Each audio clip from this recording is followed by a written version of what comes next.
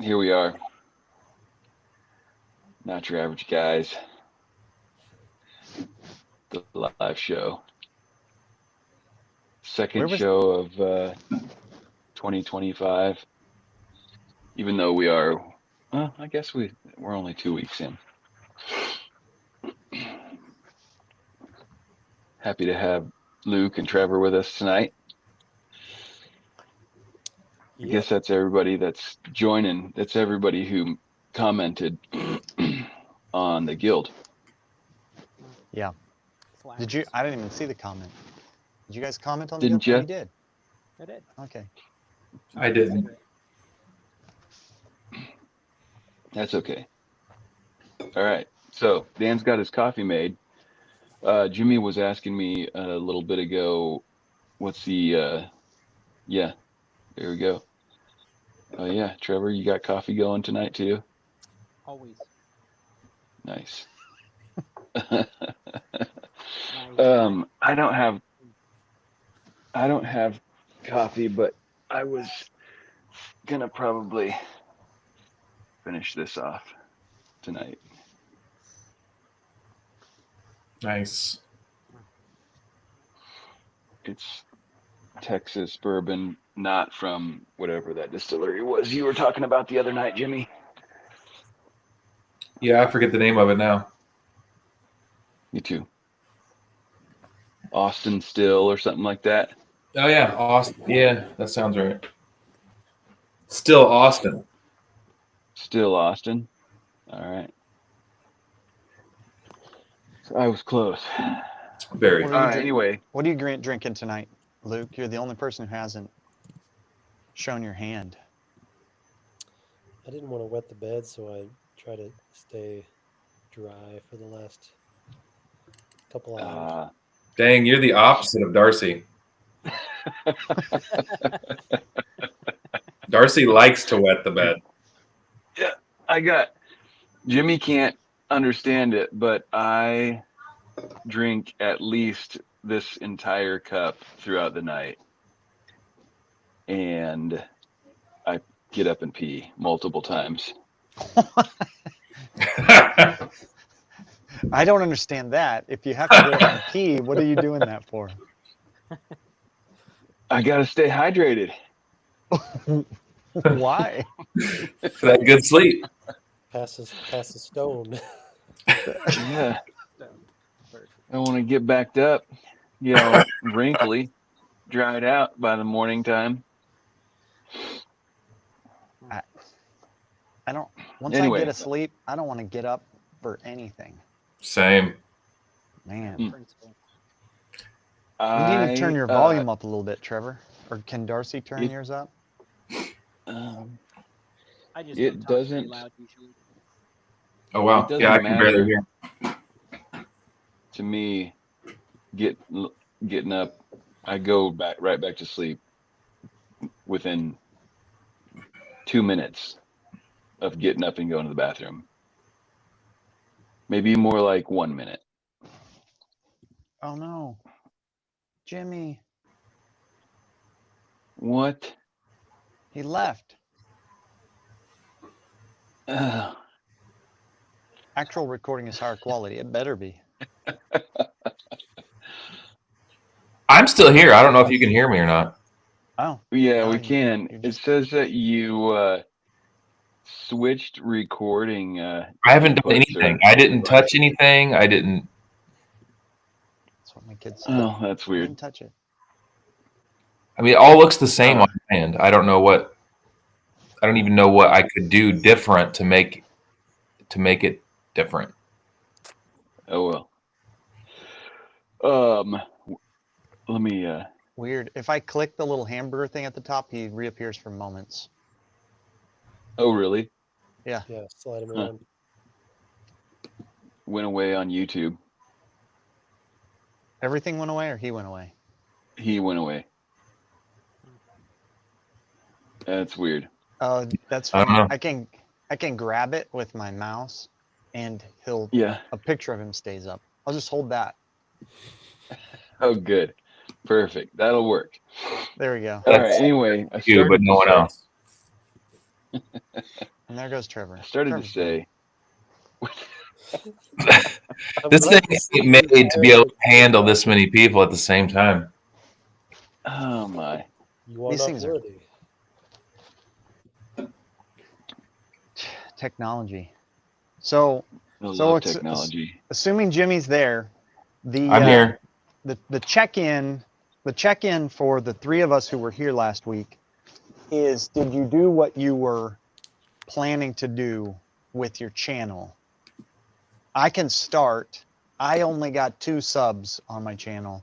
I did post 2 videos, but I only got 2 subs and not 10. So evidently they sucked.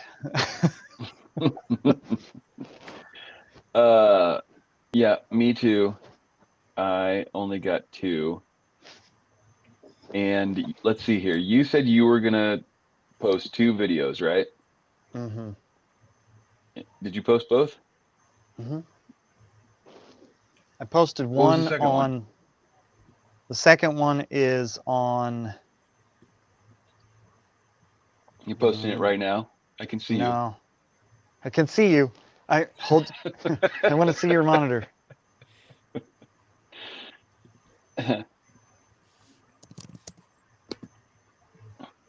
How do I get a building permit? Do I even need a building permit? And oh no, that's actually before last. The other one was before last Tuesday. So I've only posted 1 video. I have another one Okay, in the that's queue, what I thought. but and the subs didn't come off of the video that I posted this week. They came off of old videos. Okay. So that part's kind of. Well, Dan, I don't know who your other sub was, but this sub, Did you subscribe this week? I think I may have subscribed when I listened to your, what'd you call that song about your dad? Was that this week? You listened to it? Flatlands. Yeah, I hadn't heard it before. Oh, for real? Wow. I was out of the loop. There you Oh go. man. I'm Well, surprised that's that pretty cool. I'm surprised that your mom didn't show it to you. She was excited about it whenever I took it over for Grandpa and Grandma to see it. Speaking of um, your mom, I went to visit our grandparents, and your mom had something going really loud and didn't come to the door. So we just snuck in, sat down there with Grandpa for a while as your mom walked back and forth through the house multiple times. Marcella would look over her shoulder and see her walk through and back. And eventually Marcella said, when she finally notices that we're here, do you think we should gaslight her into thinking that she let us in? And I was like, that seems like a good idea.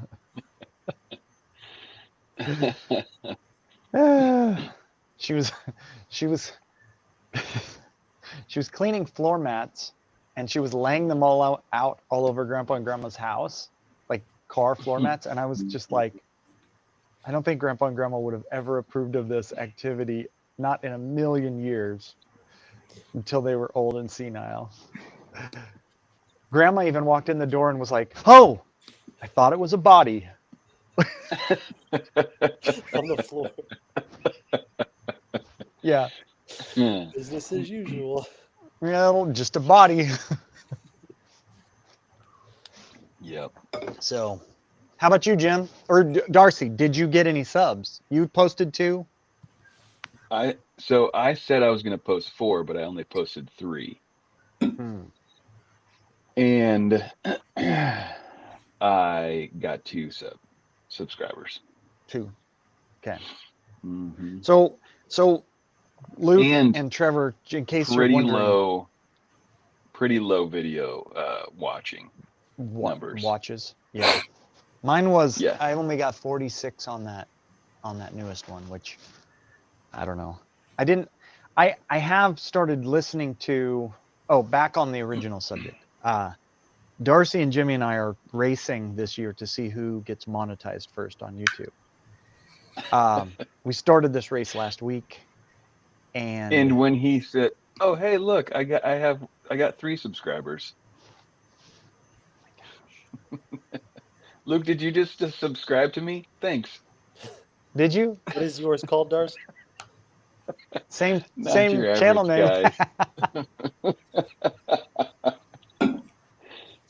guys. The original. The just piggybacking on your other channel. I'm somehow one of my kids' phone got linked to my computer, so it just keeps ringing. I'm not sure how to get it to stop. Well, I can't hear it. Can't either.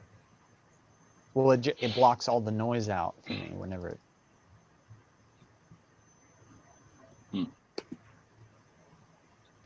End call. Okay. Hey, I think they got through. How about you, Jimmy? What'd you get? What'd you have happen? Well, I created a channel. That's about as far as I got. Nice.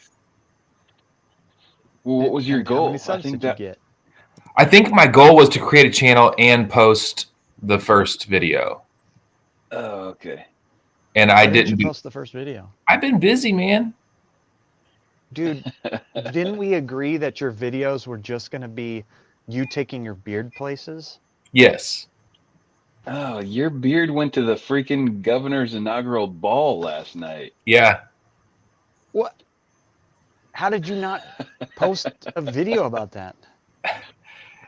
It's just too chaotic to just start, hey guys, excuse me while I video myself. Heck yeah. Do it. You're not even videoing yourself. You're videoing the beard. Yeah, same thing. Just I put mean- the GoPro on your neck and then like part. Just have a view through the beard. Through the beard, yeah. I could try that. The beard cam. So I did What's create the your, channel. The channel exists. If anyone wants to what's it called? subscribe, it's Jimmy and the Beard.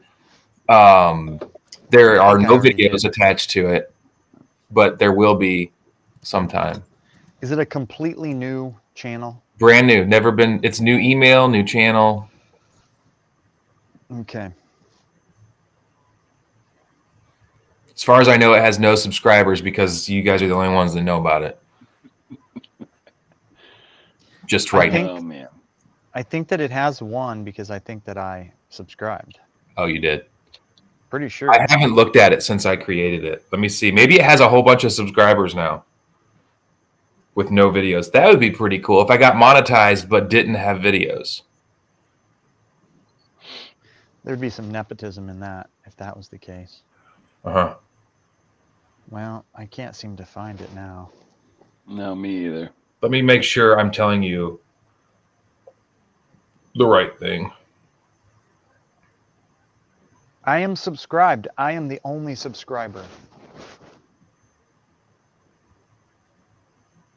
How are you subscribed? I subscribed. I put search. In the search, I put at Jimmy and the Beard. And he was the first thing that came up. Yeah, at Jimmy and the Beard. Yeah. Now there's 2.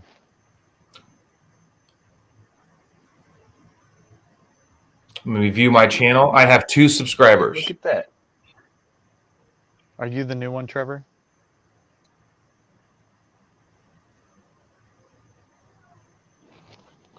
You're on a call? So, yeah, it's blowing up. It has 2 subscribers. It's 200% more than a week ago. That's right. But the same amount of videos. So that's something. So, as far as real goals for 2025, what do we have going down? I'm obviously trying to build a house. That's not my only goal. What's your vision for your 2025? Just open forum here. Mine's to stay alive. Are you planning to do something dangerous that would put that Solid. in question? Usually. That's it? That's all you got? Is to stay alive? That's the number one goal.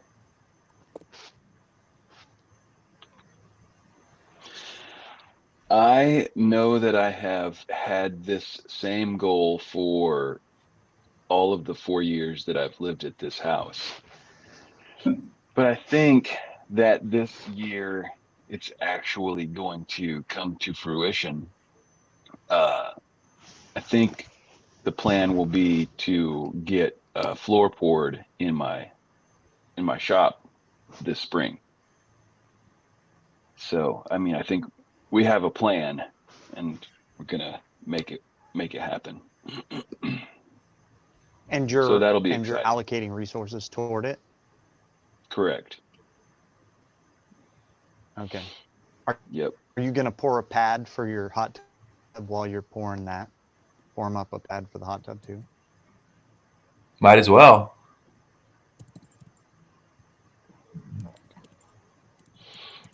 Did you say yeah? I didn't hear it. What is happening here? I can't hear you, Dan. I don't know. He asked Dan, can you hear me, Darcy? Yes. He asked if while you're going to pour your floor, are you going to pour a pad for your hot tub? Oh, that's a good idea. Yeah, I should. Yep. I got to come up with a final plan on what I'm going to do for my shop. I was watching a video the other day and wishing I was Amish so that I could just get all my friends to come over here and we just pick up my barn and move it over out of the way, pour the floor, and then put it back. But those guys have like 500 guys around their barns lifting them up and Hmm. carting them around. What if you poured the pad I don't and know. then moved the shop onto the pad? Like put it somewhere other than where it is right now. Yeah. I mean, I'm not 100% opposed to that, but I don't know where should I move it to? I don't know. Maybe forward. I mean, like towards the house. So if I did that, that other little that other little concrete slab that I was gonna put my little tractor shed on Mm-hmm. would kind of be right next to it, and I don't know if that would work out very well. Mm-hmm.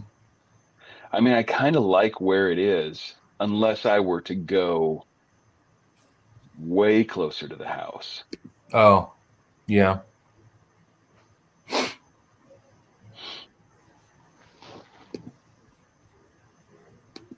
Why don't you just lift it straight up and then just pour it and set it back down on it? Well, yeah, I mean, I think that's what'll ultimately end up happening. That's what you are going to do? But I'm just saying, if a fella could just move his shed off to the side, it would make leveling and pouring the pad much easier. Yeah. And then you just set it back down on there. I was talking to Jimmy the other day also, and floating this idea of putting like a 1 or 2 foot stem wall down So just and make it taller? making my building Yeah. taller. And just trying to, I don't know. I mean, all of that just means I've got to figure out how to jack that thing up in the air and Well, I not have have it blow away with the spring winds. I was going to say jacking it up isn't the problem, because a 20-ton jack on each corner of it would do the lift easy. I mean, just a bottle Yeah. jack and just Hmm. jack it up and then get like 6x6s or 4x4s or 6x6s and just bolt through those Block the beams corners. into beams that are holding it up. I mean, so I mean, like if you took the Well, corner that's a good trim off, idea. just take the corner trim off to where you can screw through your pipe into a 6x6 that's sitting at the corner, wherever you get it to the height you want it. Hmm. Then those beams would be on the outside, form up. You could even use them as the basis for forming your pad up and, you know, move along. I don't know if it'd work for the stem wall, but I think it would. I think it'd work. And I am Yeah. not. I'm not Amish, but I'm interested in coming to help with that just for kicks. Yeah, we could make a video about it. Yeah. How about you, Luke? Oh wait, Darcy. Let's make a gentleman's wager. Okay. Okay. Whichever one of us gets a pad poured for the hot tub first, we install it at their house. Oh, okay. Hmm. I already That's have a a little pad risky. poured for it. Does that count? You already have a pad poured for it? It's Yeah. not. You just gonna throw it in your driveway right in the front? No, in the back. Oh, that one out there. It's not super risky. I've got to build an entire house first. Oh, man. So I mean, Uh, and then I'll pour the pad. oof.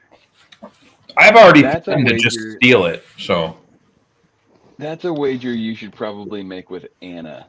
I'm sure she Okay. would just give it to you. She would just give it to me. She don't want it. Dude, we've been going over No, to she does. Cypress. She just doesn't have any confidence that I'll ever get it set back up. Oh, okay.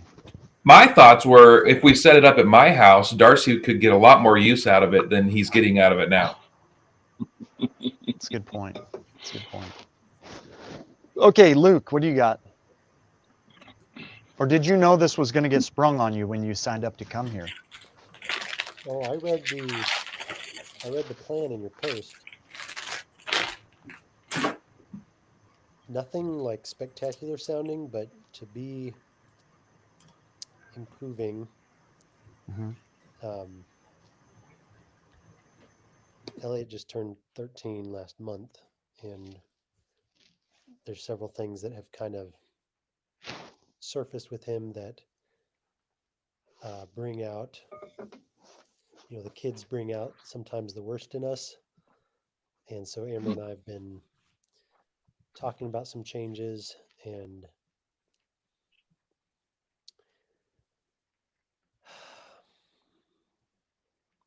it's hard to put it into like a succinct kind of a goal, but I'm just praying for wisdom to relate better to him. And I'm kind of the softy of the two of us. And so, like, to bring it more, it's like less of a playmate kind of buddy dad and more of a mentor kind of leader, father.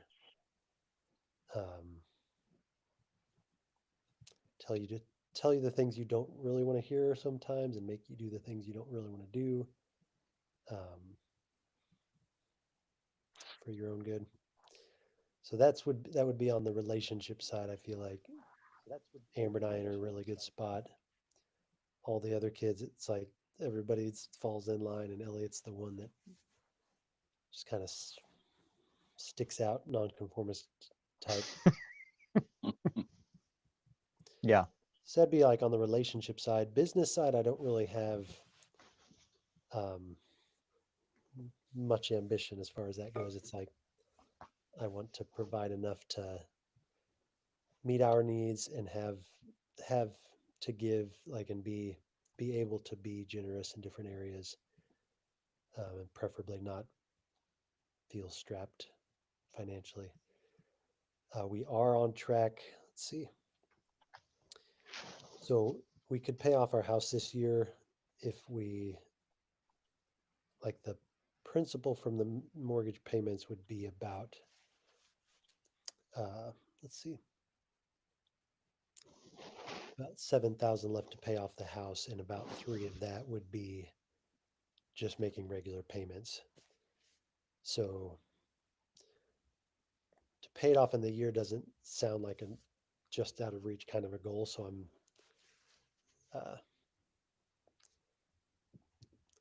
it'd be an easy goal to say, oh, we'll pay it off this year. But I'm thinking maybe even by like summertime, just get that out of the way.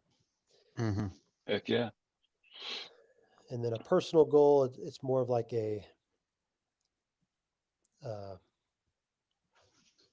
maintaining kind of goal is another year of sobriety for me, which and for me is kind of the inner circle is like pornography, masturbation. There's middle circle kind of guardrails that seems like every few months I'll kind of have a lapse of sorts, and kind of just happens. But the big ones, it's like every year further from, was it 2020? It's like the trust building with Amber, but also just opportunities that arise like with other men and like new spaces to be of help to men. It's just an encouraging new thing in my life. So yeah, but from last year, I think last time I was on here, I was talking about this men's group at church getting started, and it's since September we've been meeting Saturday mornings, and there are 6 guys and possibly a 7th one about to join, and it's been a pretty good group, like a little bit different from what I had in mind, but it was kind of like from the beginning, the goal was just like being flexible enough that it would be what we needed as a group from one another. So it's been pretty good.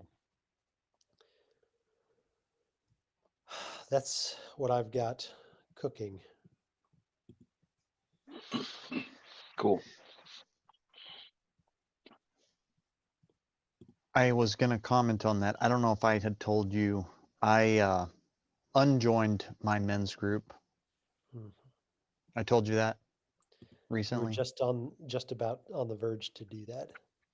And I told you the reason, the reason. Okay. So yeah, that was done as of the end of the year.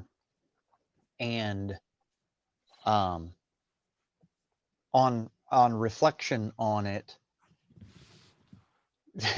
you don't have to have everything aligned to get a lot of good out of meeting with guys, but you do have to have some things kind of aligned or you start to wonder why this group, why am I part of this particular group if we're this poorly aligned in our allegiances and our ideals. And if someone who's kind of promulgating that type of, hey, you just do what you got to do for yourself and it doesn't matter, like wife, kids, whatever, it doesn't really matter. You've got to question whether, I mean, honestly, part of it, I started questioning, why did I stay for another 3 months after that? Why wasn't it just like, click, like, bye guys. I don't think you need a lot of explanation for my leaving, but this is all guys from your church that you're meeting with, right? The one guy, they bring their kids to like the Awana program. Oh, okay. But he doesn't go to the church. And one of the stipulations was like, okay, it's primarily for the men of our church.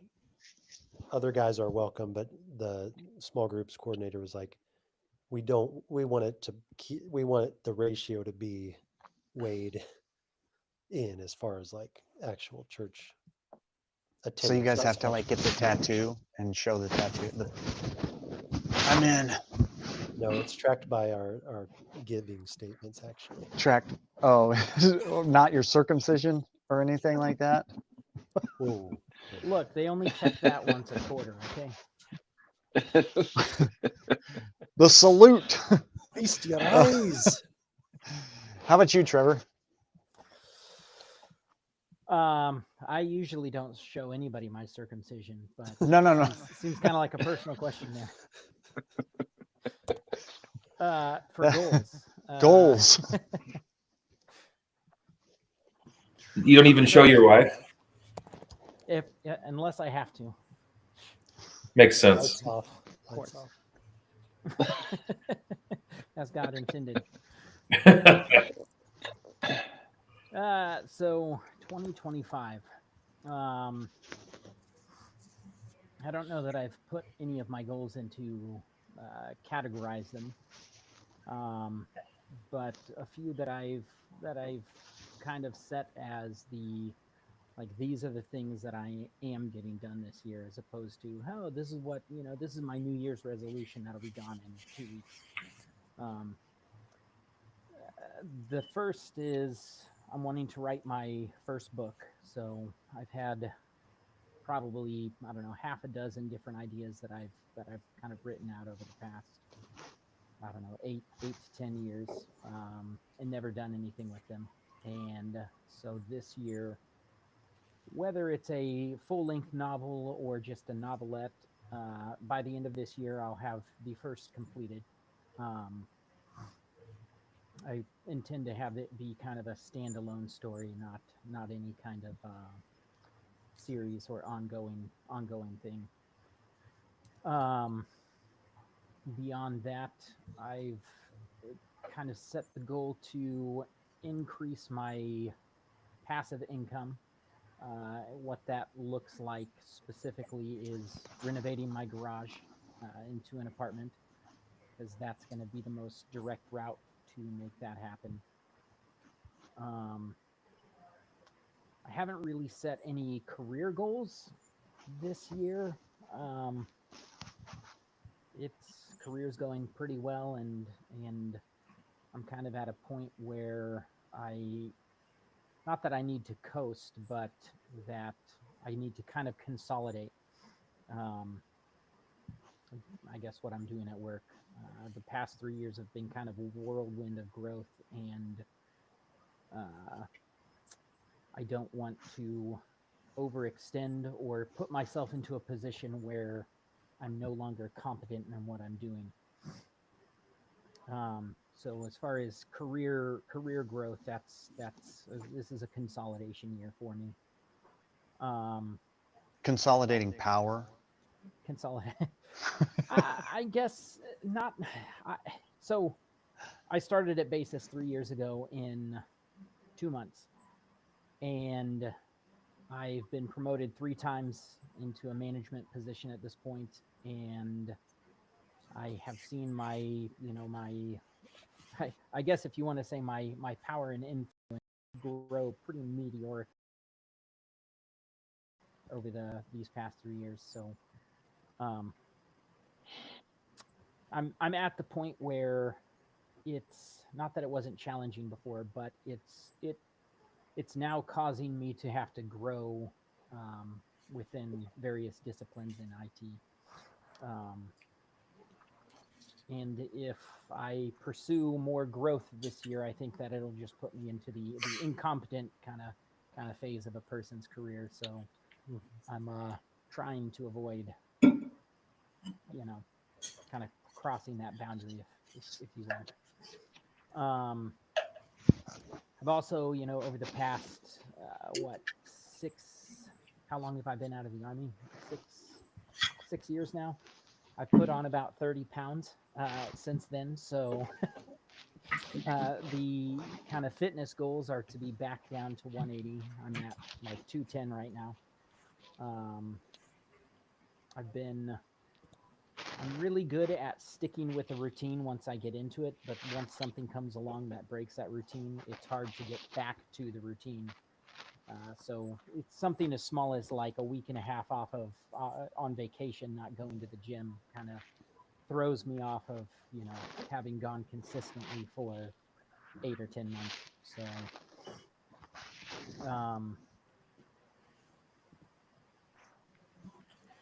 What other goals do I have? I don't have my.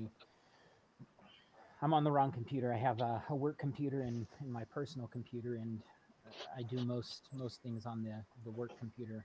So my written out goals are over there, but those are kind of the big ones this year. Um, Relationship wise, I don't know. Things are pretty good on the home front with both Beth and my kids right now. Um, so I don't have any, I don't know, anything that stands out there.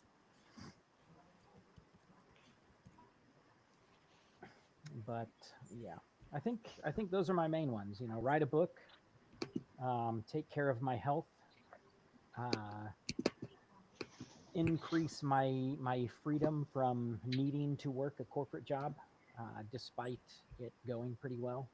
Uh, I guess the goal is to not have to do this forever. So I guess that's where I'm at. You're not taking the work at this job for 30 years and then retire route?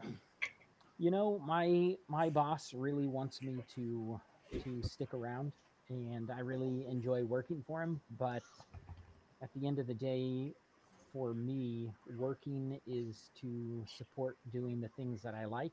Spending time with my family, going to Colorado for jujitsu competitions. I don't do jujitsu, but everybody else in my family does, and they like doing that, and I like going to Colorado. So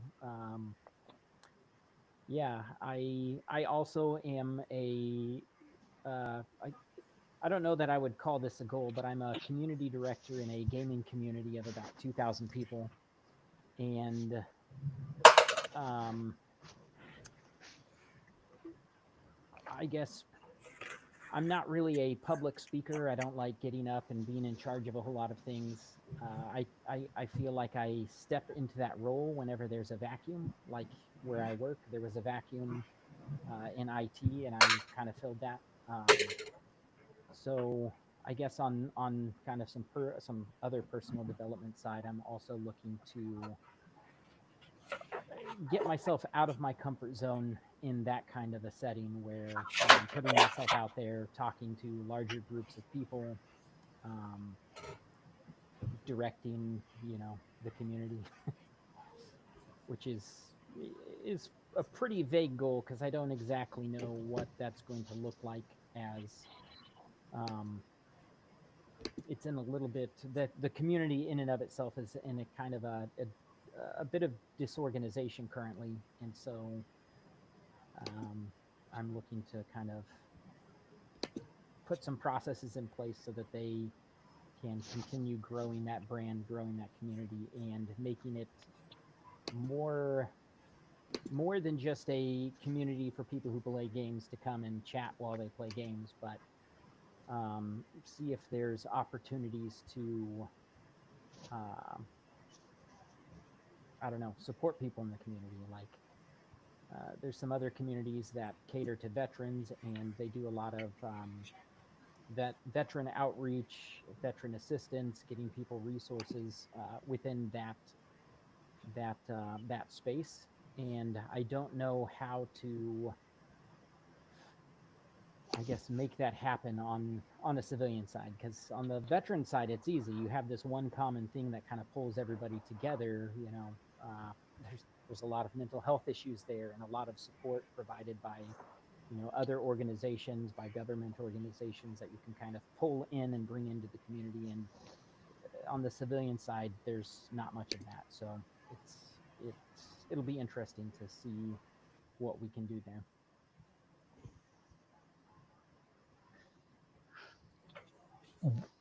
As far as on the military side, why is it easier? Just because everybody has a common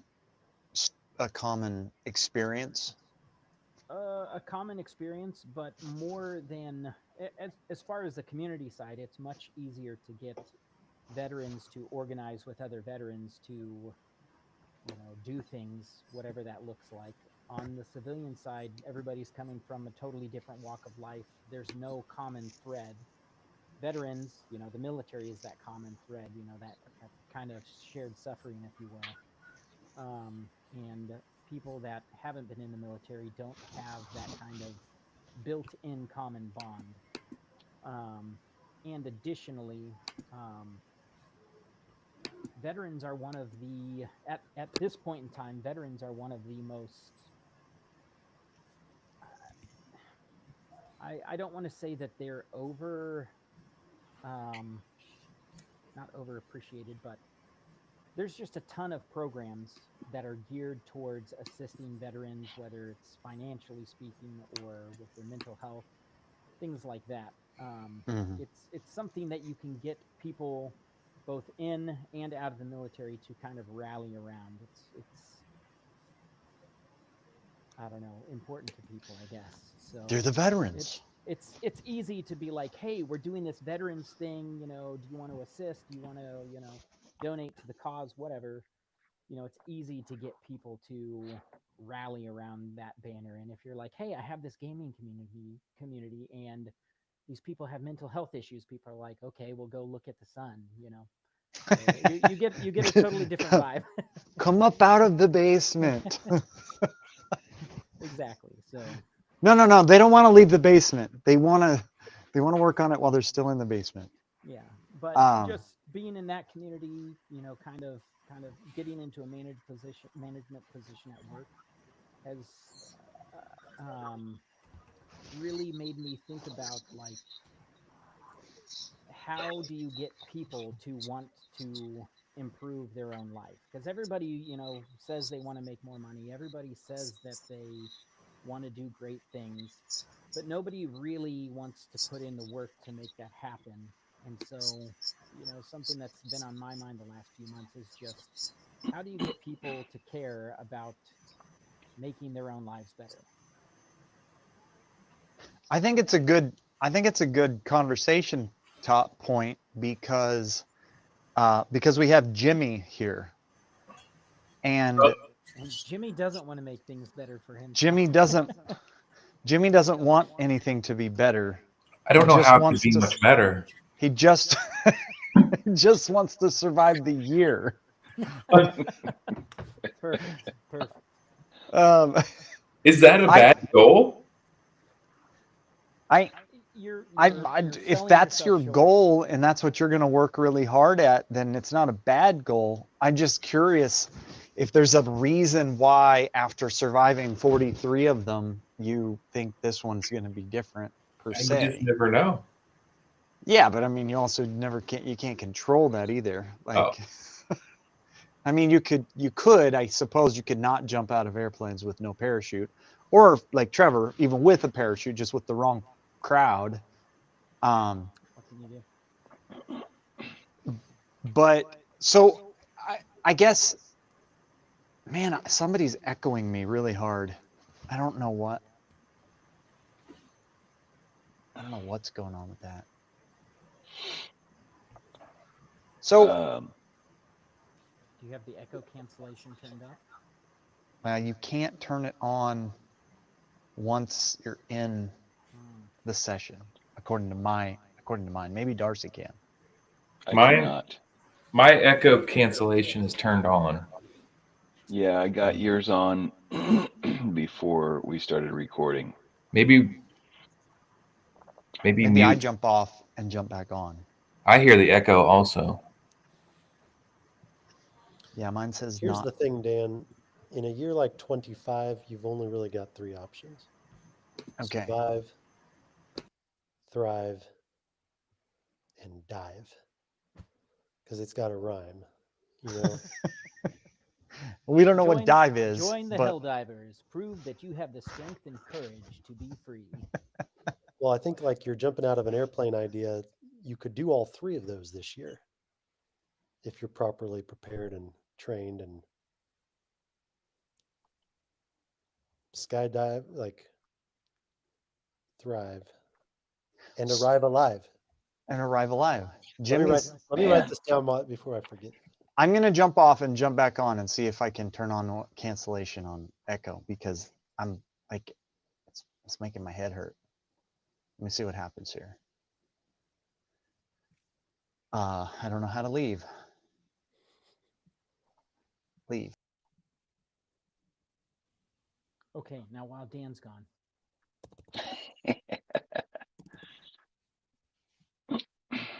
Man. All right.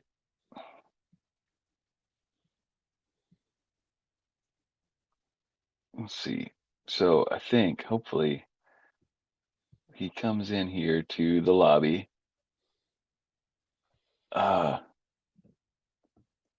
Recording info.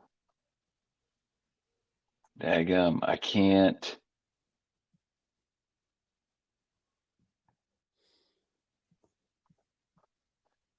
I can't turn it on before I let him in. Why is that? I don't know.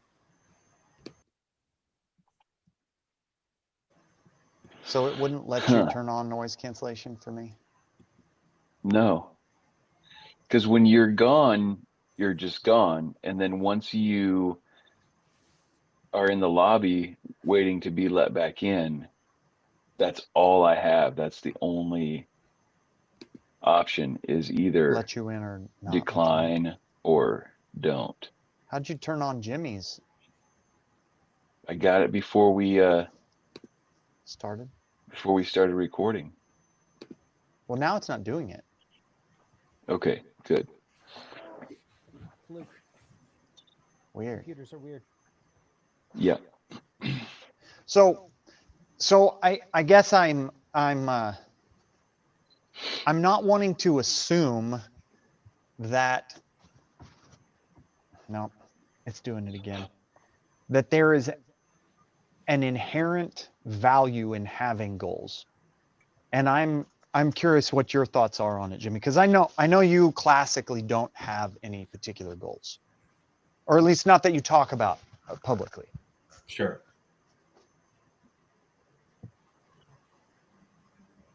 Well, I can So what do say you that- want to know? What are your thoughts on, like, so to, like, I guess I would just say, like, for me, if I didn't have a goal, tomorrow would be hard to get up because I'd just be like, nah, screw it. So to me, like the idea of, like, what am I trying to do? Why am I getting up? What am I going to build today, this week, this month, this year, is what motivates me.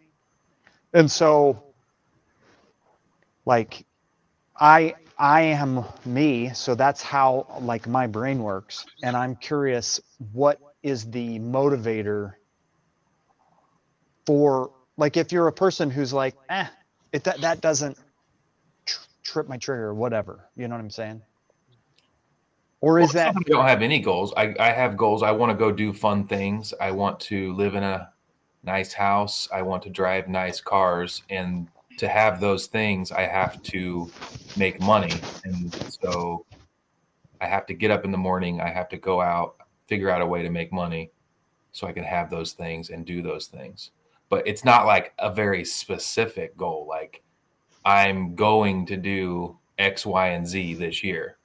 I'm going to make as much money as I can. I'm going to have the most amount of fun I can, and I'm going to have the nicest house I can and then the nicest cars I can for that year and for my future.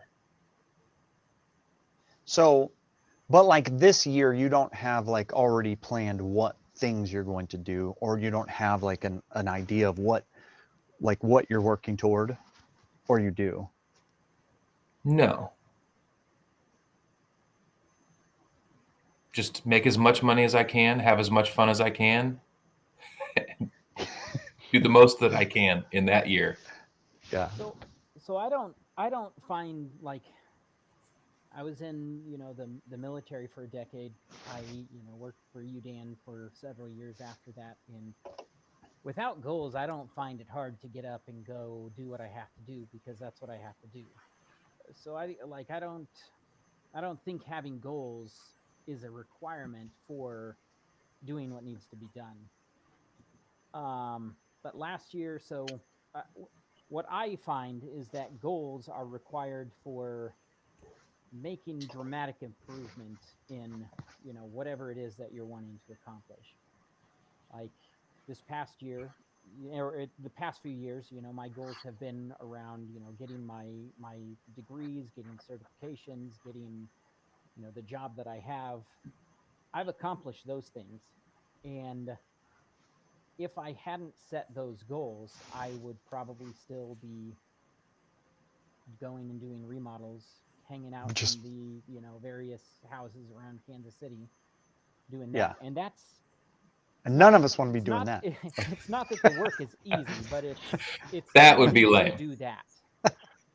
So like goals are for when you that I guess that's what I'm talking about. So as a manager, having hired several people at this point, I have talked to dozens of people, and you can pretty quickly tell who's happy to get up in the morning and go just get what needs to be done, and the people that are hungry to accomplish more things. The people that are hungry to accomplish more things have can talk not on end, but they can talk fairly extensively on what their goals are, what their where they want their career to go, what they hope to accomplish this year. And it's that that's kind of what I'm getting at, is how do you get people to want to accomplish more, and not necessarily because you want them. Yes, I want the people that work for me to accomplish more at work, but I also want those people to succeed and move on to bigger and better things, whether that's while working for me or somewhere else. And I'm I'm personally interested in figuring out how to influence people to want that for themselves. So, a illustration that's kind of tied in with both of these conversations. Like, imagine life's a computer game. It is. We don't have to imagine that. It's I mean it's a simulation, if you want to It's call a it a simulation. Are simulation. But you? yeah, go ahead. Whatever. I think you could split it into like the NPCs and like human players. And the question is like, are you the role player in your game, or are you just an NPC in someone else's game? Because like when you wake up in the morning, almost everyone's going. The question, I think the two kinds of people is like, some are kind of being pushed from behind, like, hey, you got to go out there and earn enough money to eat or pay your subscriptions for your internet bill or whatever. It's like, are you being pushed from behind out into the world to do stuff,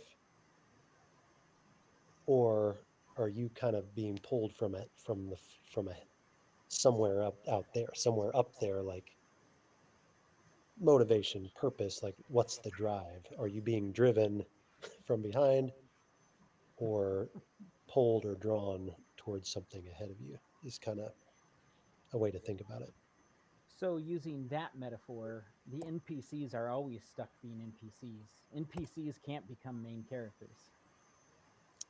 So, is this a case where people that are driven, people that want to accomplish more, they're just like that, and there's no influencing someone who doesn't have that drive to want to have that. But if you were writing a book, couldn't you come up with a creative way to allow NPCs to transform? No, because you're writing the book, they're not. Mhm. So you You'll can have to be make creative. you can make a side character a main character at some point, but that's not up to the NPC at that point, or the side character. That's up to the writer, the author of the book. So maybe computers aren't the best illustration. Well, they might be whenever AI takes over and they're self-replicating and self-improving. What? So I don't even know if we're on the same subject anymore, but what I find interesting about the conversation is that so I've had plenty of people work for me who were unmotivated, plenty of people who were incompetent, and there's there's actually there's not just a motivated or not motivated. There's not just two sides of it, because some people, like I'm saying some people like Jimmy doesn't need, would you say, like, you don't need to feel like a drive. You can just do it. You can just do what you need to do. Is that Yeah. a good way of explaining your feeling on Yeah, it? I think that makes sense. Well, I think. And then you have people who are just like, I just don't care. I'll sit on the couch and eat chips. Like, that's not what you're talking about. But I'm more of the, like, man, I've got to feel a purpose to whatever I'm doing. Like, I've got to, like, feel like it matters for some reason. I don't know. Like, it's just All a that different. makes life seem too complicated to me. I like simplicity. I like to have a good group of friends to go do stuff with, and not have too many things to think about and to do at all times. So what do you think that if you, like, and maybe it is just the difference of personality, because, like, I don't think that it's complicated to have drive. And I'm not saying you don't have drive, because I actually think you do, because you're not still working for Countertop Guy, because what's his name? I can't. Bill? Bill. Yeah, you're not still working for Bill, because at some point you were like, this isn't getting me where I'm trying to go. Sure. But what was the, like, what was the point in there? Like, what was the, could you still be working for Bill and just be content with that? No. No. Why? Because I was doing what he wanted me to do, not what I wanted to do. So that's a motivation. To have freedom Yeah, is a motivation. sure. So maybe living and maintaining your freedom is your motivation for the year. Could be. The goals. You've been quiet, Darcy. Because Darcy, I picture Darcy and Jimmy as pretty content people. Yeah. I think. Yeah. And I don't mean that I'm not content, but there's always some kind of, like, angst in me to do something bigger and better. That's the way I see myself. And I think that's good for you. I think some people need to be that way. Yeah, What about you, Darcy?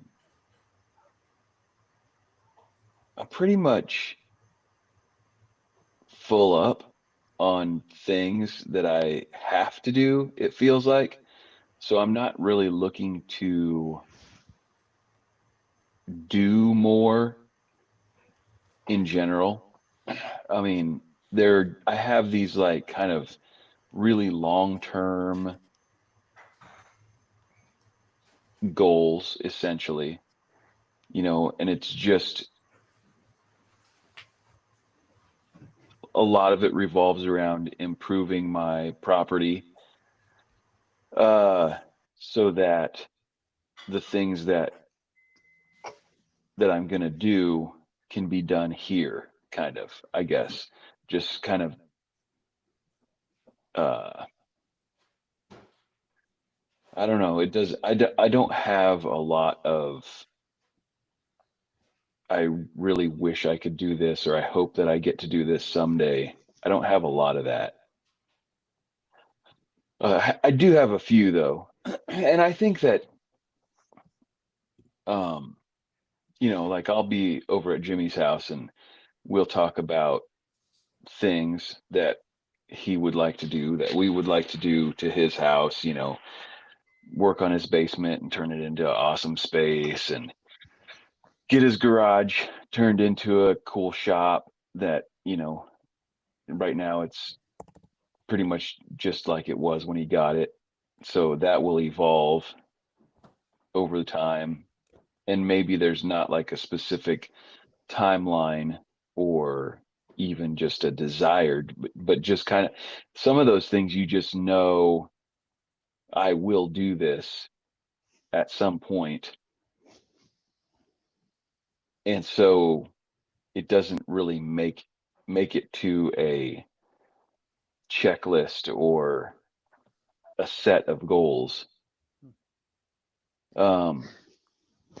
But I'm trying to do a little bit more of like kind of foresight and see a thing that I would like to do and then give myself less opportunity to just say someday. Mm-hmm. Uh, but again, it's not so many things. I have a lot of interests. I think I recognize that about myself. And so if I got crazy about things, I could set 100 goals for myself and not achieve any of them.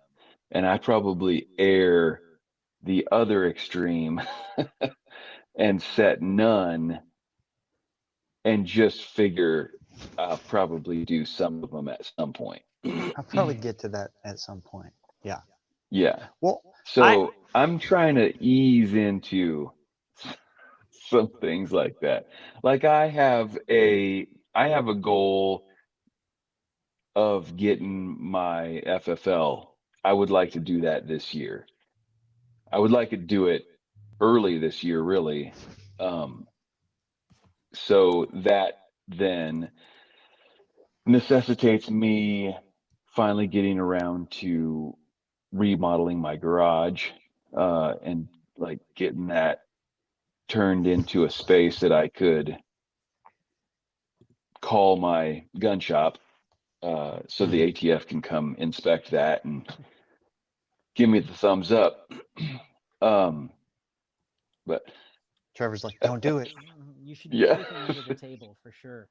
You don't want to invite the feds into your house. Come on now. That's why he's doing Let's it in his record shop. this and broadcast it to YouTube.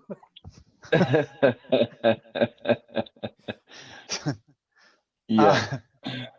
Speaking of I have too many feds and friends that are feds. things you don't say on YouTube, I was at Costco earlier today and bought they have these racks. Just so you know, you are saying this on YouTube. I know, Yeah. but Okay. they have these racks. They're bins and they have like 4 of those plastic ammo cans that seal up in them.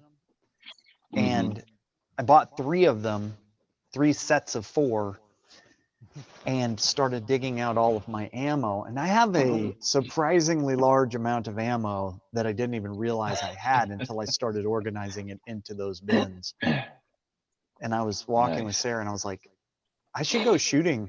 Like, we have lots of ammo. So moving forward in the conversation, Trevor and I have the same father, and he's passed away. May his soul rest in peace. I'm curious what you guys' thoughts are on in terms of your like default. How is the influence of your father and on your default? And do you think there is influence there? And is it positive or negative? And do you think you can see that clearly in yourself? I can go ahead and start and say, I see way too many things. I don't have a lot of negative opinions about my dad in terms of his motivation. He worked hard all the time, but he was certainly way more of an idea guy than a do guy. And he would get an invention or something. Once he got it across the finish line of having a working ideation, he moved on every time. And I look at myself and I think I don't want to be like that, because that kind of like, he died early, and I literally look at a lot of the things that he did and I'm like, they're actually all of the physical things he did are gone.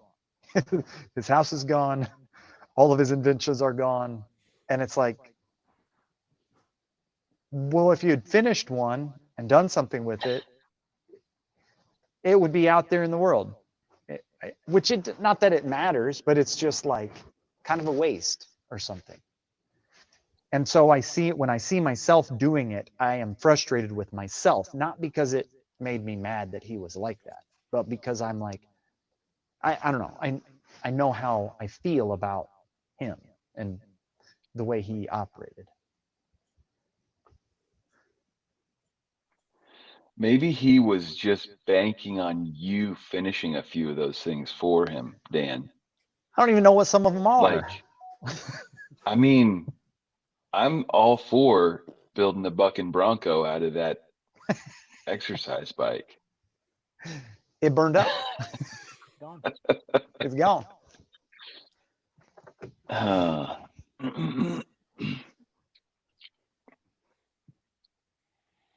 Well, my dad's gone, so I can say whatever I want here, and he won't be upset about it. I know, some of you guys have your dad still around, and maybe someday they'll see this and be upset that you had harsh words for them. But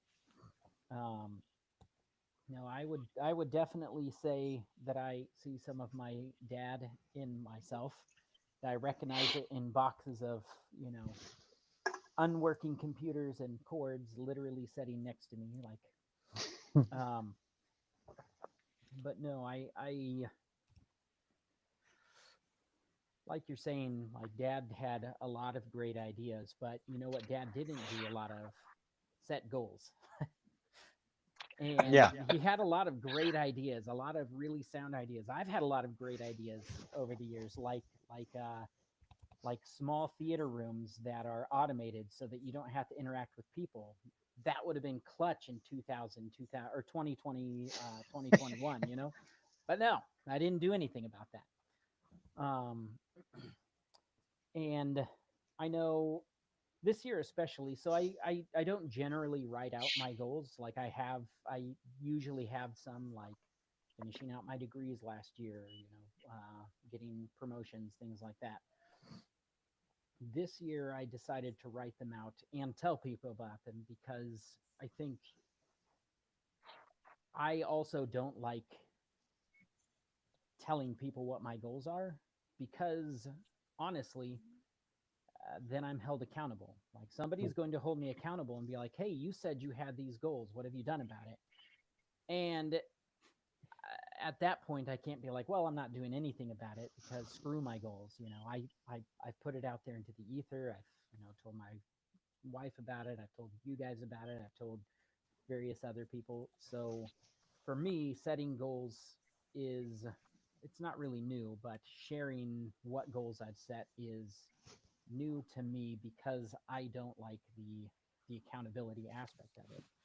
Go figure. People don't like accountability, because then you're held accountable. And I think, from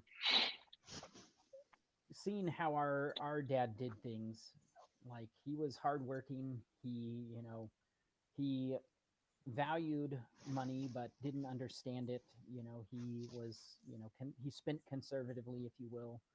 Um, but there were a lot of things that he didn't do, like invest money, try to get passive income, because he didn't value anything that he didn't directly spend his time working physically on. So I tend to see that in myself, and honestly have to work hard to like um, take investments seriously, because, well, I didn't really work for that. But you know just because you didn't work for it doesn't mean that the money is any less valuable.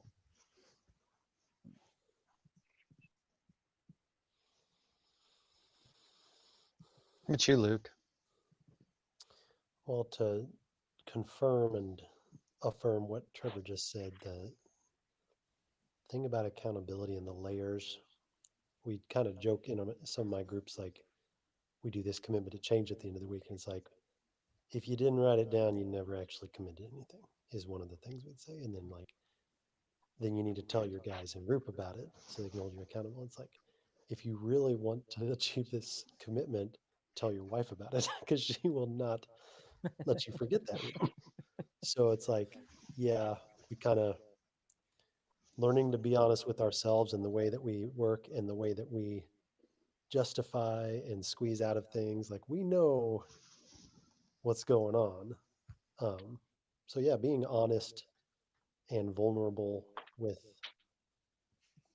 maybe what we're afraid of, what we're, I think the desire for significance, like you're talking about, is probably one of my big, the lack of significance would be one of the big fears of my life. Like that it wouldn't have mattered or that I'm not actually making a difference. So it's really big. My father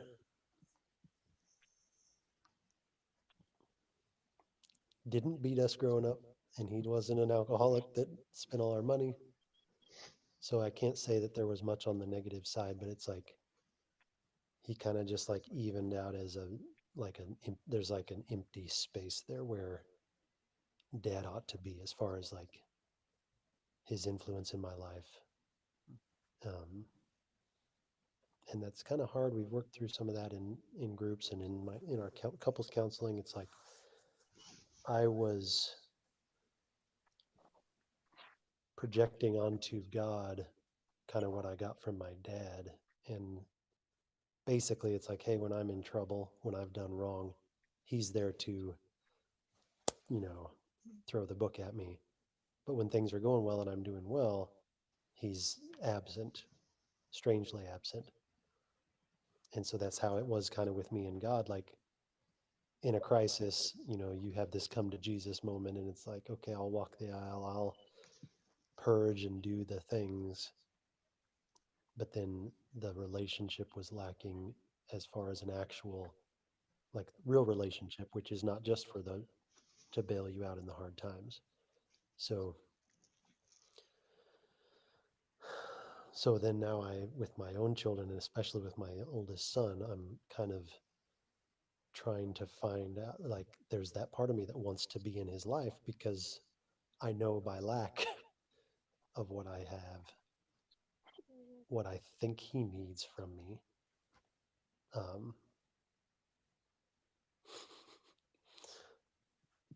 Still trying to figure that out. I've kind of been refathered. There's the refathering that can happen through other men, mentors and things. And even like I think last time I was on here just talking about the literary world and how like authors through the characters in their books have kind of helped me on my journey, which I think ultimately it comes from God. All those holes that we have, he's there to fill. So to be honest, like it hurts, but I don't, like dad doesn't really factor into my life much as far as like, hey, maybe I could get his help for this, or I want to ask him about this, or it's just like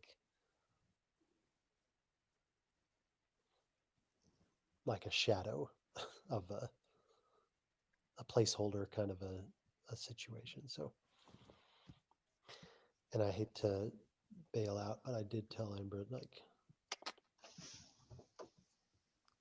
oh, now it's 11, but Okay. I'm glad I was here.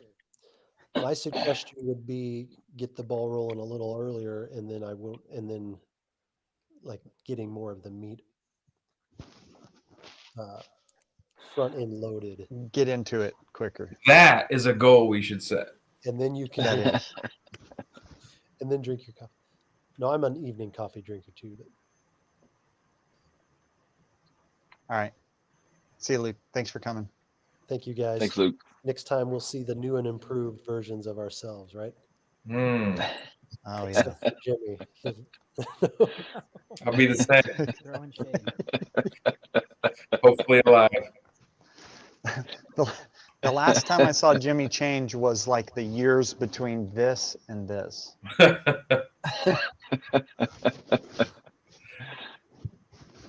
you got Nope. That What last about you guys? What and when he was talking about refathering, I'm trying to stay serious, but I was thinking like, oh yeah, I refathered Darcy in some ways because like Darcy's dad pretended like he hunted, but I really did hunt with Darcy. Nice. Yeah. Yeah. Hi, Stu. Oh.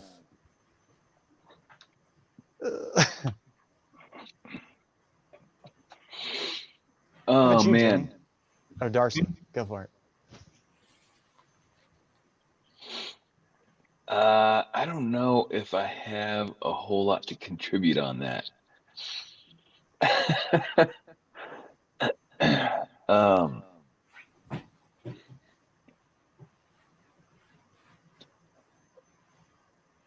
hmm.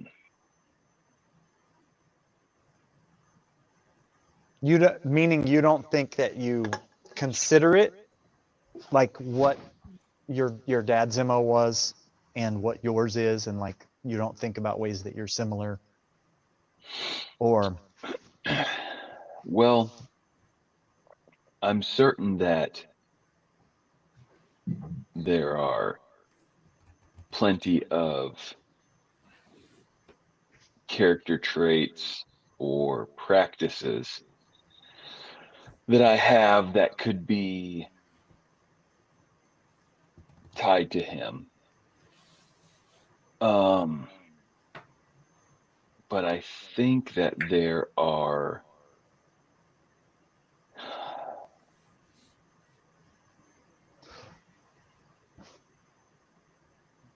I don't think that hmm, I don't think that I, in general, live a lot like how I saw him. I mean, maybe I don't remember. I don't think that I parent like I saw him do. Um, and I'm not necessarily even just saying I took his version as the bad example. I like you're just, not trying to do the opposite or anything. no, I'm not, it's not there's not a conscious, well, he did it like this, so I'm not going to. Uh, but maybe there's just enough of a personality difference that a lot of that didn't translate. I mean, also, my dad was in college until I was 13. So he was a college student and worked multiple jobs. So a ton of my formative life, my mom was my greatest influence. Mm-hmm. Just because my dad was busy. He was gone or sleeping. So, uh, and then, whenever I got into my early teens, I remember just kind of being a bit of a, I don't know. My mom, it was still my mom. My mom was, I guess, the person who could kind of get through to me, probably just because of all that time in the early section where she's the one that was with me and knew how I think and that kind of thing.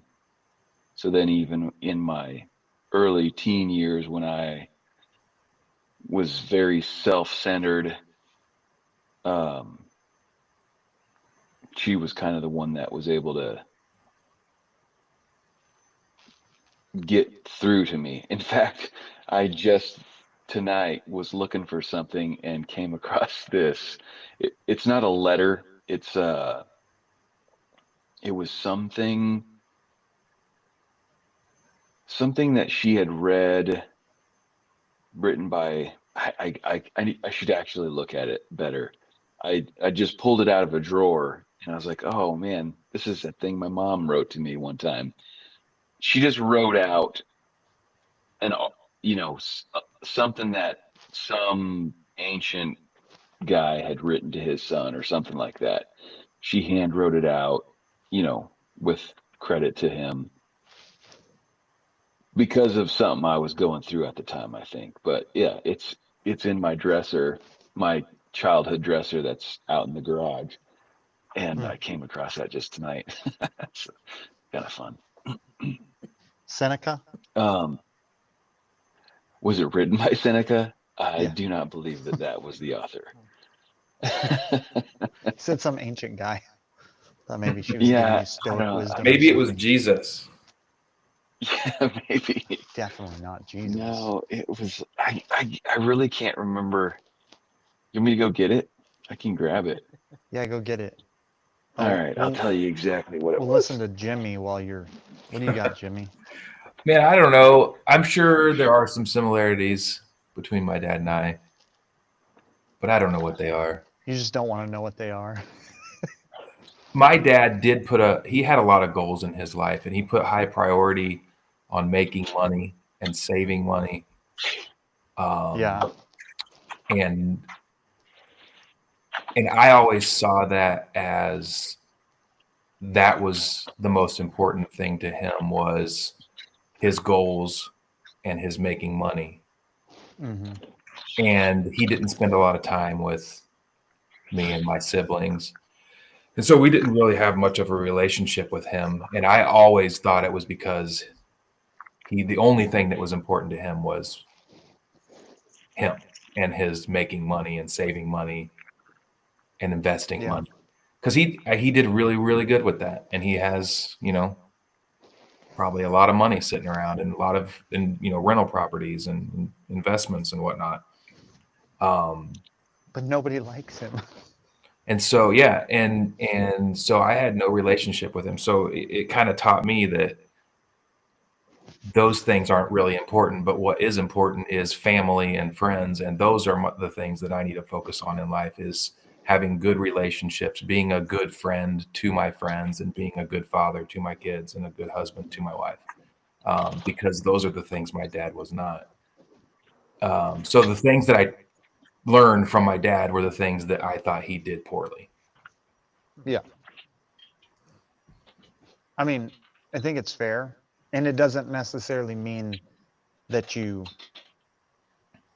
hate your dad. No, and You I don't just at look all. at the you just And look we at get along the fine result now. and you're like, I'm not, that's not the way I Not want that to way. be perceived. Yeah. Yeah.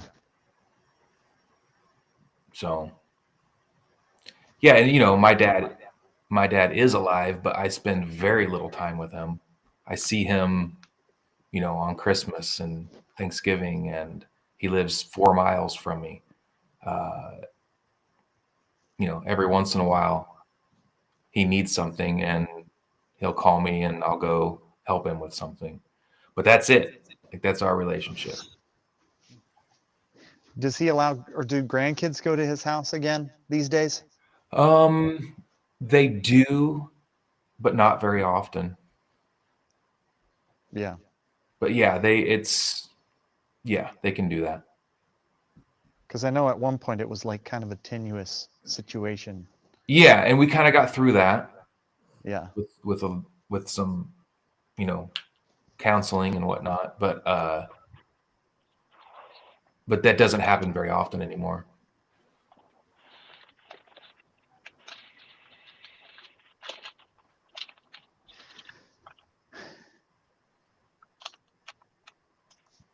What you got, Darcy? It's a little faded out and stained, but there's who wrote it. The Eben Rexford.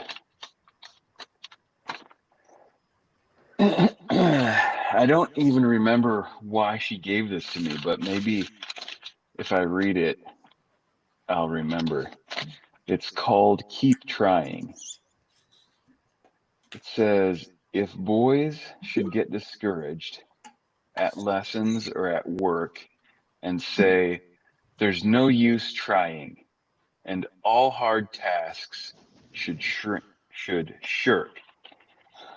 and jump on shirking till the boy becomes a man. I wonder what the world would do to carry out its plan. The coward in the conflict gives up at first defeat. If once repelled, his courage lies shattered at his feet. The brave heart wins the battle, because through thick and thin he'll not give up as conquered. He fights and fights to win. So boys, don't get disheartened because at first you fail. If you but keep on trying, at last you will prevail. Be stubborn against failure. Try, and try again. The boys who've kept on trying have made the world's best men. You don't Eben remember? Rexford. No, I don't remember specifically like why she would have given that to me. Do you remember it impacting you in any way? Well, so Apparently not. I Yeah, no.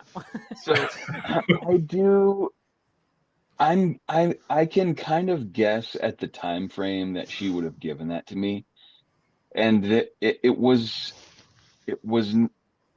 have been. She just kept at it, basically. So it wasn't like she gave me this poem and I was like, oh, I get it now. thanks, Mom. You fixed me. Right. That helped a lot, But Mom. there was a conversation that we had once that really, and this, I can remember, I can kind of even remember where we were. I mean, we were at the church in Sabetha. So I would have been probably, I don't know. I think I probably would have been about 17, 16, 17. Because that's probably really when I was struggling the most. And she said to me, she said, I'm paraphrasing because I just kind of remember the incident. I don't remember word for word. But basically she said, you have a bad attitude and you don't treat people well. She said, take these two men, for example. And the two people that she said to think about were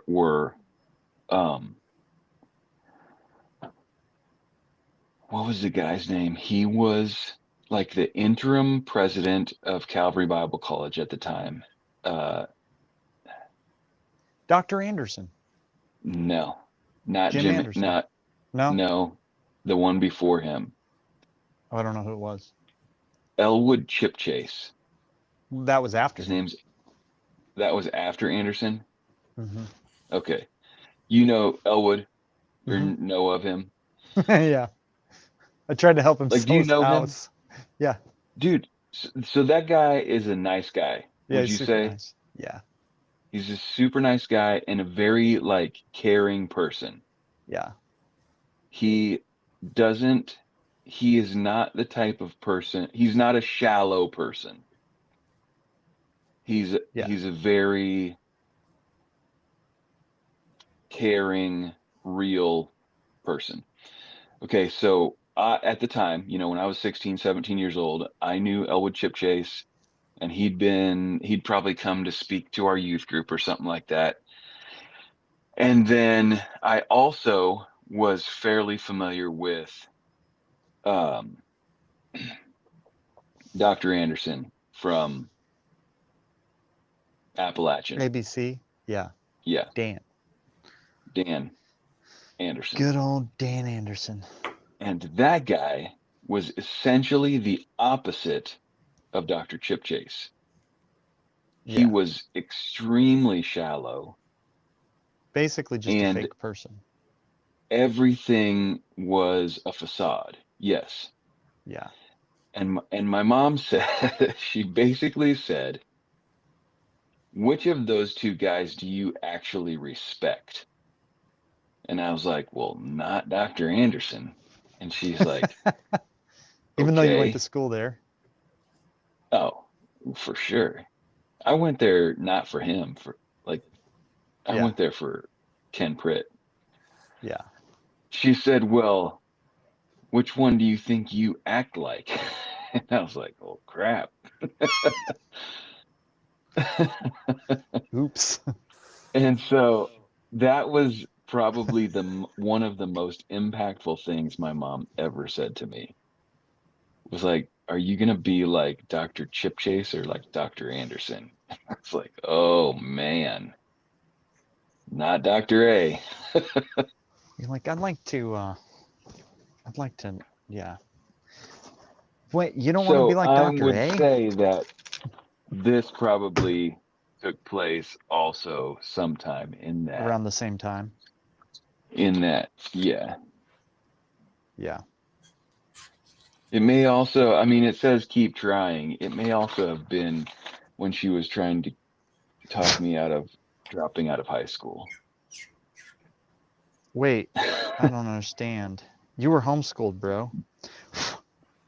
Yeah, exactly. Yeah, I didn't finish. How did you not finish? I just stopped doing it. Oh. Um. Hey, Trevor.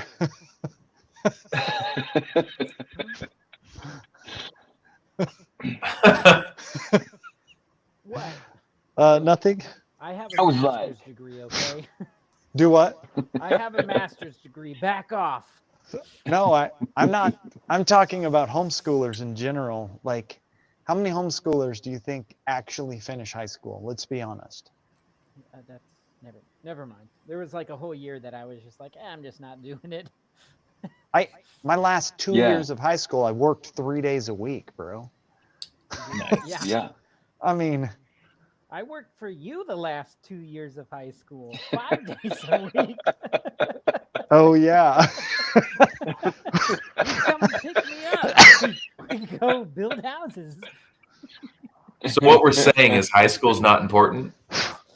Oh I don't know man. that we're No. saying this. Okay, if you did with your high school what my daughters did with their high school, it's pretty useful.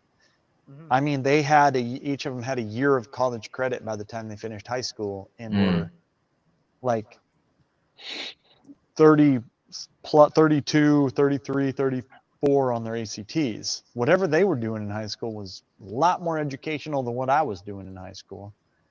I mean, That's fair. and besides the fact that my mother would straight up admit to you that she didn't know how to do any of the advanced stuff that she was supposedly having us do, that you know she She wouldn't have known if we were doing it or not. Yeah. She didn't know. So what we my were mom, doing.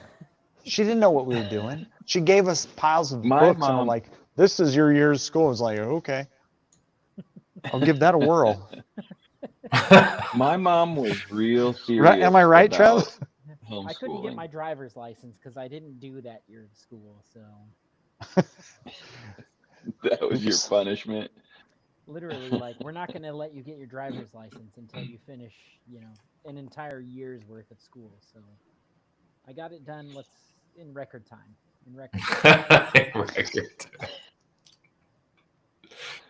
My mom was really organized on that stuff. Like she went into the school year with a curriculum that she had devised, and she would every morning she would get up, and I had a notebook, and she would write down my agenda for the day, like all my classes that I needed to do, my which lessons, and where what I should be reading for whatever. So like it was pretty, she took it real serious. And More serious than my mom took it then. when my senior year, I was working multiple jobs,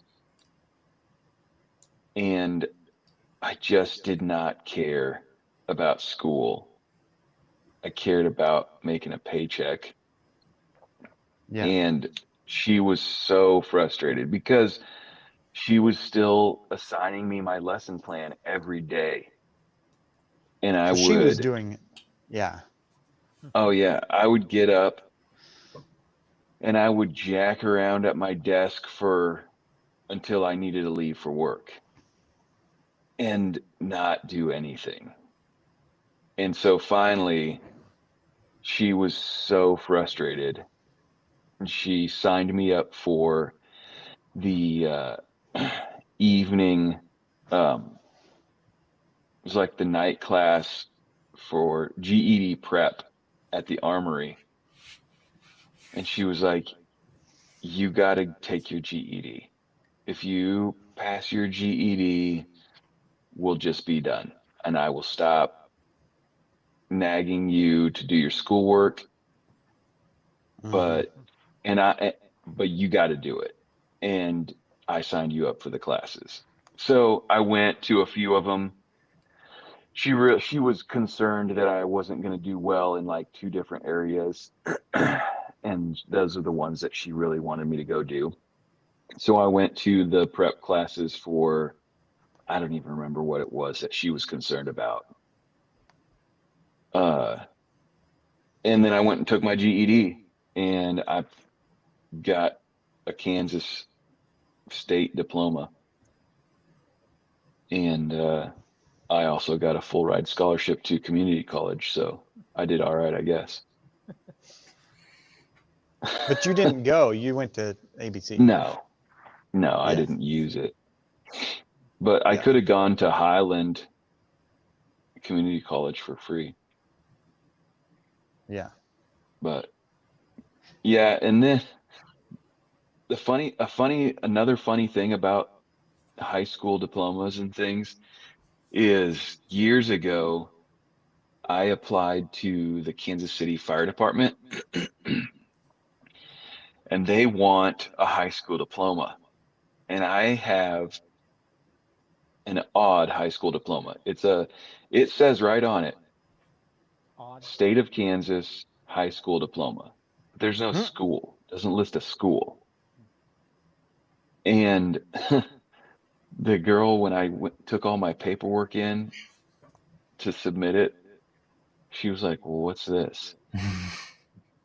I'm like, "Well, that's GED." She's like, "Oh, so you didn't graduate from high school?" Like, no.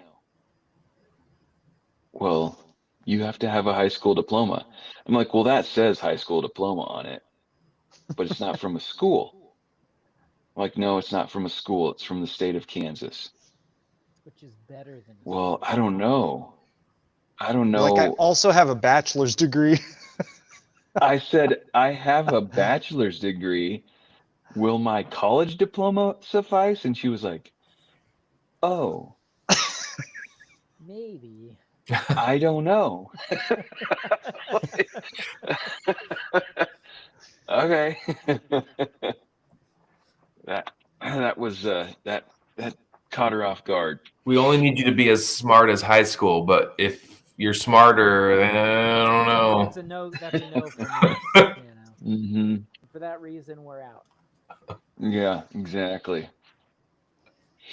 Before we go, I want to show you this, guys. I went to I've been getting like on the thing of getting things done. If I didn't have to work for money, I think that I could go do different trades for like a month and just learn them, you know? Hmm. Like I'm just interested in stuff. And one of the things I've been getting kind of into is insulation. I know it seems like a lame thing to get into, but I I have this is part of what got me onto it. Oh man, got you a thermal camera. Oh, you I don't got know if I yourself a can, little device. Not just right? a camera, but Can maybe you That's guys real see an that? cool. infrared device. You can see where my real face is. You look hot, Dan. Um, here's what really bites is here's my basement. Let's see. Here's my basement wall. Hmm. Is that above grade where it's blue? Uh-huh. Well, grade is probably like right my fingernail. Mm-hmm. And then it gradients down. And this is not a super expensive one. This isn't a toy, but it's not a super, like this is a couple $100. I can point it at my concrete wall at a spot where on the inside surface it's 40 degrees. Whoa. Yeah. And I have Um, my upstairs is like freaking seriously insulated. Trust him. What do your upstairs exterior walls read at? Probably room temperature would be my guess. I'll check. Do you Oh have one no, of I those turned off. little, I left the. the audio mic? Darcy, do you have one of those little gun? Yeah. yeah. It So probably is funny like $30 thing, and does the same exact thing. Yeah, exactly. it's $20 at Harbor Freight. um, so funny thing is, just maybe 2 days ago. Oh man, I should have put this as one of my goals. Too late now. You Yeah, did it's it. too I late. know. Anna was not extremely excited about the fact that she could point this thing over here and it would be in the low to mid 40s due to the fact that there was still a window air conditioner right here. And those things are not very thermally barrier-ish. I don't think they put insulation in my exterior walls, just to be Oh, clear. perfect. 64. Mine are 64 to 65 degrees. Yeah, Trevor was part mine of are. insulating them though. They're insulated. This is Like, yeah. 63 right here next to the window. But I was just telling those guys, oh, you could hear me still. I can hear you. There Yeah. was still a window unit right here until about 1 hour and 2 hours ago. And Yeah. the air was coming through the vent of it, Oh, basically. 100%. Yeah. It was Yeah. probably about 20 degrees right here. I think that's what the outside temperature is. It's cold. Yeah. The thing that has me quasi interested is the fact that they're coming out with better, like the spray foam. They actually are doing Hmm. broadcast spray foam in the cans now. So you Yeah. can spot treat spray foam now. You don't have to buy a froth pack or have a big, a big rig or anything like that. We talked Um, about this last week, and you said you were going to order some up. So I went to the insulation place today, and they actually have it locally. Oh, And I have a salesman setting me up with an account at an actual insulation company today. What company? It's called IDI. iPhone? Oh, IDI, I think. I don't know okay. what that stands for. Insulation Distributors International or something like that. So IDI. it's a supply house, not a It's a supply insulation house. company. Correct. Yeah, they supply the drums for spray foamers. They supply bat insulation, all of the stuff for waterproofing houses, that type of stuff. So when we were doing windows, the salesmen were always trying to sell people, oh yeah, you replace your windows and you're going to drop your heating and cooling bill by 25 to 50%. And the fact is that if you can get to the surfaces that are not well insulated, insulation is going to do more for your house, and air sealing your house is going to do more for your temperature than your windows. In most cases. In some cases, like So Trevor's closing house, this window helped, you think? closing that window probably helped. But like Okay. Trevor's, a little bit. My single pane windows and They're- poor insulation and no sealant around the edges of any of the windows or doors. his windows are basically storm windows, Literally. like the one pane of glass in an aluminum frame. Man, Like, Thanks, geez, thanks a lot, Grandpa's brothers. did they build I that? know a guy. I don't know. I'm just joking, Probably. but probably in the 60s. I know a guy that does windows. Yeah. I do too. Well, that's a good. So I have next to my front door is one of the little side lights, Mm-hmm. and it's what do you call that grid pattern? I don't know, like a stained Leaded. glass type It's thing. leaded glass. Leaded Leaded glass, glass. single pane. That's it, and it's so cold, and I can just feel the air coming through it. Mm-hmm. You got a fix for that? Yes. How is it in the door? Yeah, it's part of the door. Measure it and have Coronet make you a double pane piece of glass and just Fits put it over that and then put stop on it. that fits that opening. Yeah. Silicone it in and then put wood stop on the edge to cover up the ugly part. It'll look the same, but it'll Right. be double pane plus the leaded glass at that point. And the only issue you have is there's the potential for fog between the leaded glass and the outside pane of the glass, but not even likely that that's going to be a problem. It'll just frost up I mean, sometimes. in that scenario. And I put Yeah, the it double might pane on the frost. inside or the outside, Inside. or does it matter? It technically doesn't matter. You could do it whichever one would line up with the door, or put it on the out. I would say probably put it on the outside. You probably have more space to work with it out there. Yeah, I do. So, yeah. But because on the inside out, there's probably only like a piece of quarter round, like even a 3/8 by 1/4 piece of stop on the inside. Yeah, I would do it on the outside. yeah. The inside doesn't have much, maybe a half inch. But so the guy that I was talking to at the insulation place today, he was saying that the cellulose, the blown in type of insulation, is a regional product, like because they make it out of scrap newspaper and scrap cardboard and stuff like that. It's a kind of a regional mom and pop deal. And the one that they get theirs from is down in Joplin. And he said he's like, I'm using these words, it's like a junkyard. Like there's all these dudes with missing teeth and meth heads and stuff working in there. And they're just running these big machines making and bagging cellulose. But the fiberglass and the foam and stuff is Owens Corning and like 3 other companies that are in cahoots with each other and control the prices on all of the other products.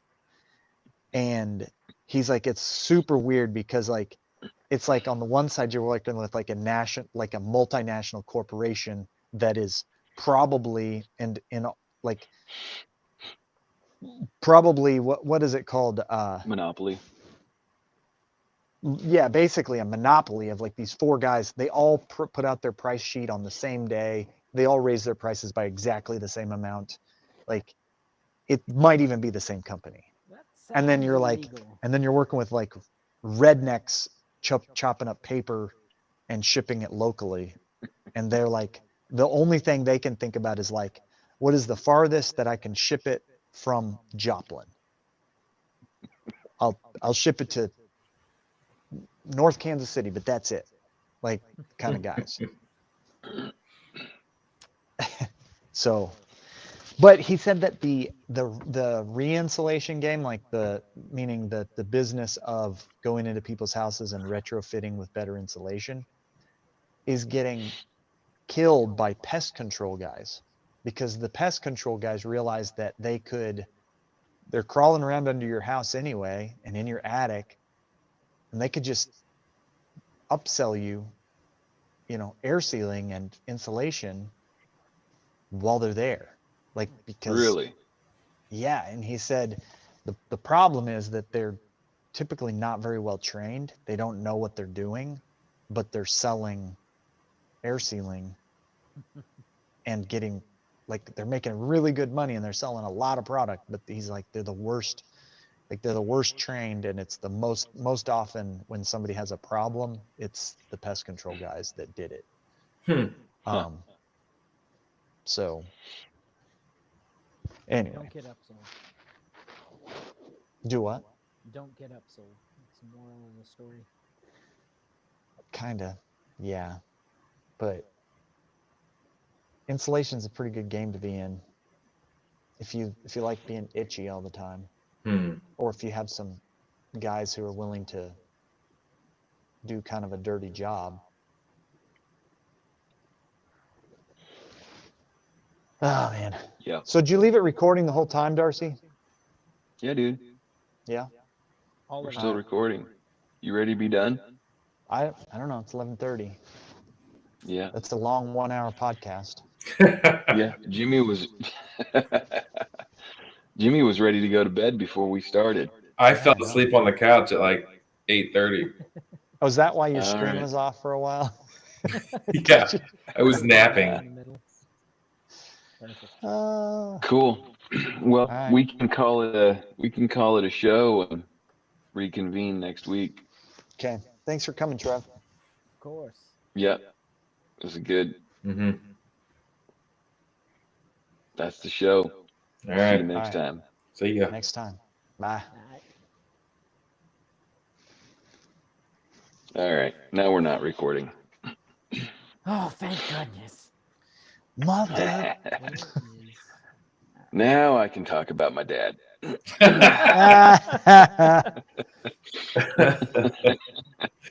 Oh man, you think Dude. your dad's listening to this? Mm-mm. Darcy, did you No, but check? that's because he doesn't know. Did you check the short that I sent you today? No. This one? Am I retarded?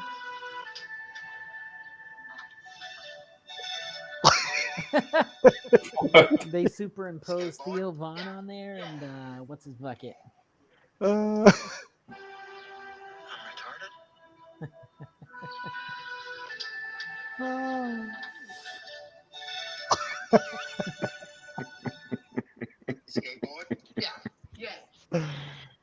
Oh, Both those of two the- guys are awesome. Both of those guys, I don't even know. Are they When are they going to get canceled? This is crazy. I don't. I Dude. mean, they aren't at this point. You know, you even have No, Mark Zuckerberg they're going on Joe Rogan saying, "I've never been about this life," as he donates $500 million to Joe Biden's campaign. Like, F you, guy. He Dude. Zuckerberg knows where the wind is blowing. That's what Zuck knows. I was having this conversation with some people at Beth's Jiu-Jitsu gym, and they're like, "Oh yeah, no, Mark's always been this way, according to him." And I'm like, Mark Zuckerberg is a businessman, and he's going to make